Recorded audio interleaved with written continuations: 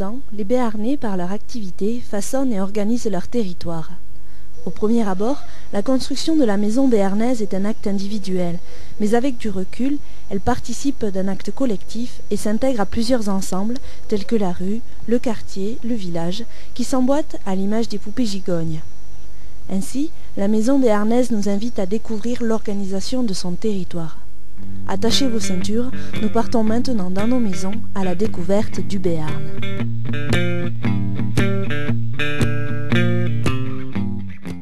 La maison n'est pas une entité figée. Elle puise ses matériaux, sa technique de construction et son organisation des savoir-faire et des ressources présents dans son environnement proche. Des particularités liées aux ressources et à l'histoire locale apparaissent donc entre les maisons. Cependant, des caractéristiques importantes les réunissent. La construction en terre a été très présente dans les constructions rurales du Béarn jusqu'au milieu du XIXe siècle et n'a plus de nos jours qu'une importance réduite. La construction en maçonnerie est aujourd'hui la règle dans les villages béarnais, aussi bien dans les zones de montagne où elle est ancienne que dans le bas pays. Les lucarnes ont un but pratique. Ce sont des ouvertures permettant l'éclairage et l'aération du grenier au-dessus de la maison d'habitation ou du foin au-dessus de la grange étable. Elles ont aussi un but décoratif pour rompre avec la monotonie d'un toit souvent immense. Au XVIIIe siècle, la toiture en tuiles et en ardoise remplace la couverture en chaume ou en bardeau, trop légère et combustible. C'est généralement au sud du Béarn que l'on retrouve les toits en ardoise et au nord les toits en tuiles. Les portes et les portails traduisent l'importance sociale de la maison.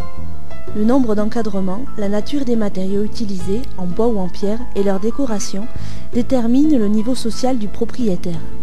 Dans ce même esprit, l'agencement des galets composant les murs est aussi un indicateur du rang social. La maison béarnaise, comme les autres maisons rurales, c'est pas que la maison. La maison, c'est une maison, une grange, une cour, un jardin, un verger. La cour est le véritable centre de la ferme. Tous les bâtiments, y compris la maison d'habitat, sont en façade sur elle. Elle ne constitue pas un élément de mise en valeur de la maison, mais participe d'une certaine façon à la bonne marche de l'exploitation, car elle servait d'aire de passage et de travail. Mais il faut regarder au-delà des matériaux et de la seule technique de construction. La maison parle d'elle-même et participe à l'identité du village.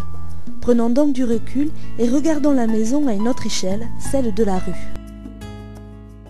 Un élément important de la maison rurale, par opposition à tout ce qu'on voit dans les lotissements d'aujourd'hui, c'est que quand on implante une maison, on l'oriente bien sûr, mais en même temps, la maison, elle participe à fabriquer un espace commun qui est la rue, qui est l'espace public. Donc la maison rurale contribue à fabriquer un espace commun, c'est-à-dire que l'acte individuel participe d'un acte collectif. En prenant de l'altitude, l'ensemble des rues et des maisons dessine un village et son emprise sur le territoire.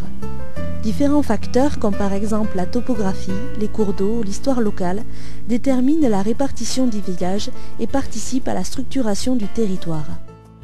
Notre voyage se termine donc ici, aux portes de la maison béarnaise, celle qui nous rappelle notre histoire et nous donne des clés pour mieux comprendre notre territoire.